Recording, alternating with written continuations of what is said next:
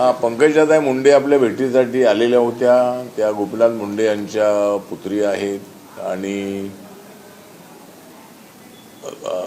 बीजेपीमध्ये अत्यंत ॲक्टिव्ह असणारे असे नेते आहे. त्यांना बीडमध्ये लोकसभेची उमेदवारी मिळाली आणि त्या आपलं स्वागत करण्यासाठी आल्या होत्या.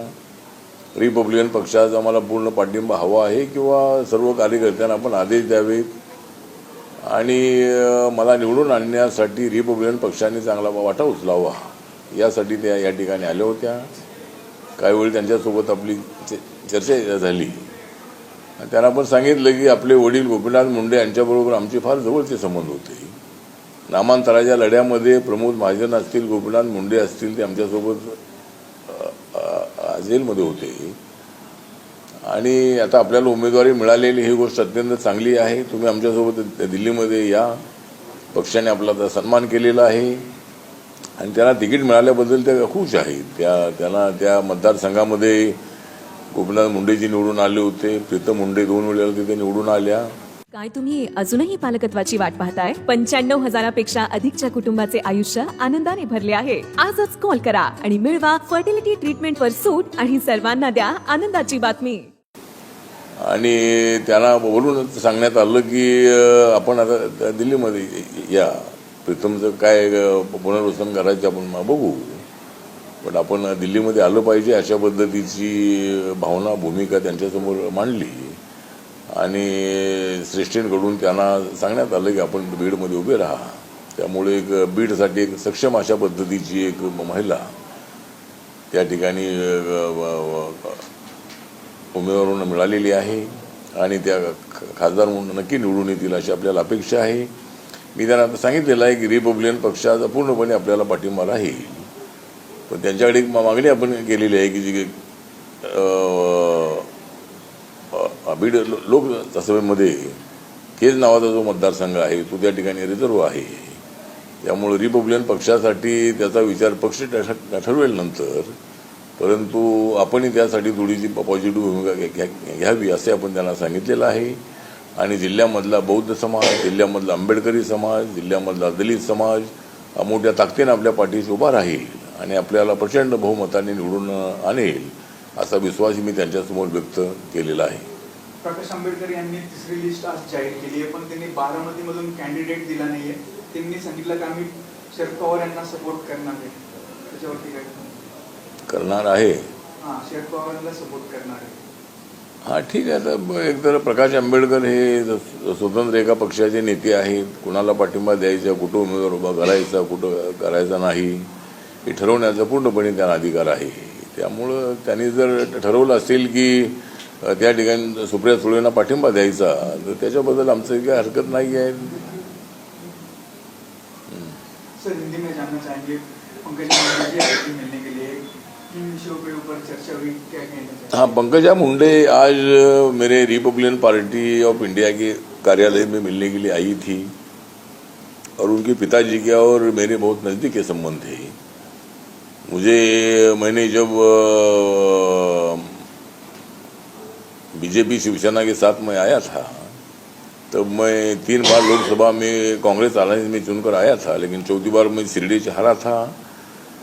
तो इसलिए मैंने ऐसी मांग की कि भाई हर बार निर्वाचन क्षेत्र बदलने से थोड़ी गड़बड़ होती है, इसीलिए राज्यसभा जाना चाहिए. तो मैंने राज्यसभा मांगी थी और गोपीनाथ मुंडे जी बीजेपी के सीनियर नेता थे महाराष्ट्र के, और उन्होंने और बाकी के नेताओं ने भी मुझे राज्यसभा मिलने के लिए भारी कोशिश की थी. तो आज मैंने पंकजा को ये भी याद दिलाया और मराठवाड़ा विश्वविद्यालय को बाबा साहब का नाम देने के लिए बहुत सारी पार्टियों का सपोर्ट था. उसमें बीजेपी का और प्रमोद महाजन जी, गोपीनाथ मुंडे जी, इनका भी उसके लिए नामांतर के लिए सपोर्ट था. तो वो भी मतलब मैंने पंकजा ताई के सामने मैंने बताया है और पंकजा ताई ने रिपब्लिकन पार्टी की साथ मुझे पूरी मिलनी चाहिए, इसके लिए मतलब वो मेरा आशीर्वाद मांगने के लिए आज आई थी. मैंने उनको बताया है कि हमारा जो अम्बेडकरी समाज है, बौद्ध समाज है, दलित समाज है, रिपब्लिकन जनता है, ये बड़ी संख्या में आपके साथ मतलब खड़ी रहेगी और आप बहुत अच्छे बहुमत से वहाँ से मेंबर ऑफ पार्लियामेंट बनेगी और मैंने उनको ये भी बताया कि मुझे बहुत बड़ी खुशी है कि आप हमारे साथ दिल्ली आ रही है, तो ज़रूर मैंने उनको शुभकामना दी है और बहुत सारे भारी वोटों से वहाँ पंकजाताई मुंडे चुनकर आएगी। सभी पार्टियों के लीडर्स अपने अपने लिस्ट जाहिर कर रहे हैं। रिपब्लिकन पार्टी की लिस्ट कब आएगी, कब कैंडिडेट के नाम पता चलेंगे? अभी रिपब्लिकन पार्टी की लिस्ट के लिए तो अभी एक भी सीट हमको मिली नहीं है। मतलब दूसरी पार्टियां तो अपनी अपनी लिस्ट जारी कर रहे हैं, लेकिन रिपब्लिकन पार्टी की एक इच्छा थी कि भाई रिपब्लिकन पार्टी को 2 सीट मिलनी चाहिए, 2 नहीं तो 1 तो सीट मिलनी चाहिए। लेकिन शायद बीजेपी के वरिष्ठ नेताओं ने, राज्य के नेताओं ने तय किया होगा कि अटौली जी को दोबारा राज्यसभा देनी है, मंत्री बनाना है। तो उन्होंने मतलब आरपीआई को टिकट देने के बारे में सोचा नहीं था। मैंने ऊपर भी मतलब उसके बारे में बात की थी, लेकिन एक तो रिपब्लिकन पार्टी को 2 सीटें या 1 सीट मिलनी चाहिए थी। अभी ये तो आपस में झगड़ा कर रहे हैं, ये सीट हमको मिलनी चाहिए, वो सीट हमको मिलनी चाहिए।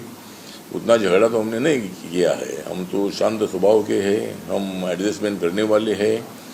और लेकिन रिपब्लिकन पार्टी में जरूर नाराजी है कि भाई रिपब्लिकन पार्टी को 2 या 1 सीट मिलनी चाहिए थी।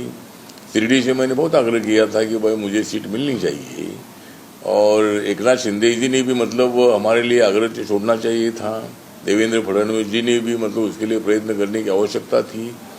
तो लेकिन जब देवेंद्र फडणवीस जी को मैं मिला था अभी, तो उन्होंने मतलब बताया कि भाई आपके लिए हमने कोशिश की थी, लेकिन शिवसेना की एकनाथ शिंदे के कोटे में जो सदाशिव लोखंडे है वो वहाँ से सिटिंग थे और उनको मतलब वहाँ से टिकट देना जरूरी था।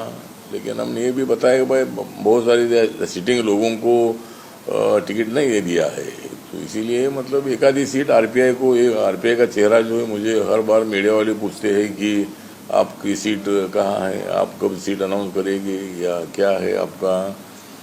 तो ये मुझे मतलब थोड़ा रिप्लाई देने में मुझे तकलीफ होती है। तो इसीलिए मुझे लगता है कि अगर मैं बीजेपी का और मोदी जी का बड़ा सपोर्टर मैं हूँ, मोदी जी ने बहुत अच्छे काम किए हैं, और इसीलिए मैं मोदी जी का विजन है, ये डेवलपमेंट का विजन है, मोदी जी का विजन है, एकता का विजन है, मोदी जी का विजन है, समानता का विजन है, और बाबा साहब अम्बेडकर जी को मानने वाला उनका विजन है। तो इसीलिए मतलब मैं उनके साथ हूँ। छोटी मोटी बातें होती रहती है, थोड़ी नाराज़गी होती भी रहती है, लेकिन रिपब्लिकन पार्टी को 2 या 1 तो सीट मिलनी चाहिए थी, लेकिन वो मिली नहीं है। लेकिन उसके बदले जो भी हमने डिमांड की है उस पर माननीय देवेंद्र फडणवीस जी ने आश्वासन दिया है कि रिपब्लिकन पार्टी को नाराज हम नहीं करेगी, रिपब्लिकन पार्टी का अपमान नहीं होगा, रिपब्लिकन पार्टी को मतलब विचार में लिया जाएगा, और जो मांगे हमने की है उसको पूरा किया जाएगा। ऐसा माननीय देवेंद्र फडणवीस जी ने हमको आश्वासित किया है। इसीलिए मेरे पार्टी के नेशनल कमेटी ने, स्टेट कमेटी ने निर्णय लिया है कि भाई इस वक्त अपने को इंडिया के साथ रहना ही बहुत बड़ा आवश्यक है, और समाज के फायदे के लिए, पार्टी के फायदे के लिए और देश के विकास के लिए मतलब इंडिया के साथ रहना जरूरी है। इसीलिए हमने ये निर्णय ले लिया है। तो देखते आगे क्या होता है। सर, हे थोडक्यात मराठीत सांगा का आरपीआयचे सीट्स कधी डिक्लेअर होते मराठीमध्ये? आता आरपीआयच्या सीट डिक्लेअर, आता माझी सीट डिक्लेअर होणार आहे 2026 मध्ये। म्हणजे आता माझी सीट जी राज्यसभेची आहे, आता आरपीआयला काही एकही सीट मिळाली नाही।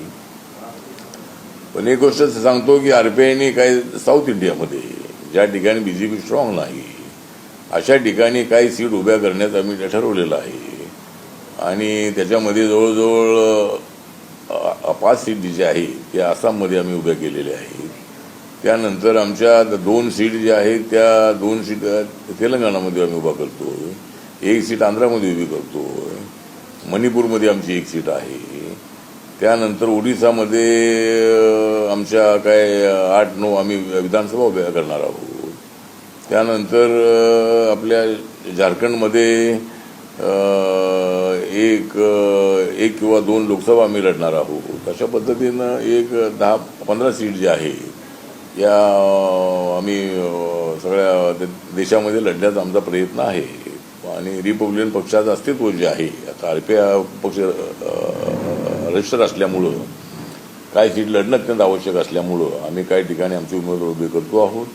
पण बाकीच्या सर्व जागांवरती रिपब्लिकन पक्षाचा BJPला पाठिंबा राहणार आहे, NDAला पाठिंबा राहणार आहे आणि आम्ही 400 पारचा जो आमचा नारा आहे तो आमचा यशस्वी होणार आहे.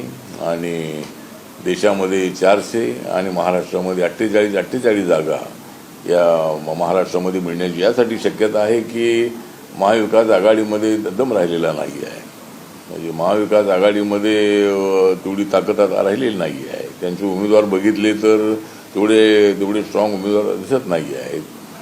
आणि महाविकास आघाडीमध्ये एकमत नाही आहे. म्हणजे महाविकास आघाडीमध्ये फार मोठी उथलपुथल होते आहे.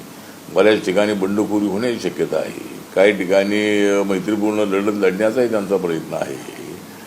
तर त्यामुळं त्यांचा जो महाविकास आघाडीचा अलायन्स आहे तो तेवढा स्ट्रॉंग अजिबात नाही. आणि त्यामुळं आमचा 45चा नारा होता, पण आता 48 जागा निवडून आणण्याचा आमचा प्रयत्न आहे. त्यामुळं महाराष्ट्रामध्ये नक्की आम्हाला प्रचंड मोठं यश मिळेल अशी अपेक्षा आहे. शिर्डीची जागा अजून डिक्लेअर नाही झाली, तुमचा आग्रह आहे त्या जागेवरती? नाही, शिर्डी जागा डिक्लेअर केलेली आहे, सदाशिव लोखंडेंना डिक्लेअर केलेली आहे. आता मी काय तिथला आग्रह सोडलेला आहे, कारण अजून त्याने मला जागा दिलीच नाही किंवा माझा त्या ठिकाणी विचार झाला नाही. लोकमत मात्र त्या ठिकाणचं असंच होतं की मी तिथे उभं राहायला पाहिजे. अनेक लोकांचे मला फोन पूर्वी आले, आतासुद्धा येत आहेत, पण त्यांची इच्छा नसेल तर आता माझी तिथे लढण्याची इच्छा नाही.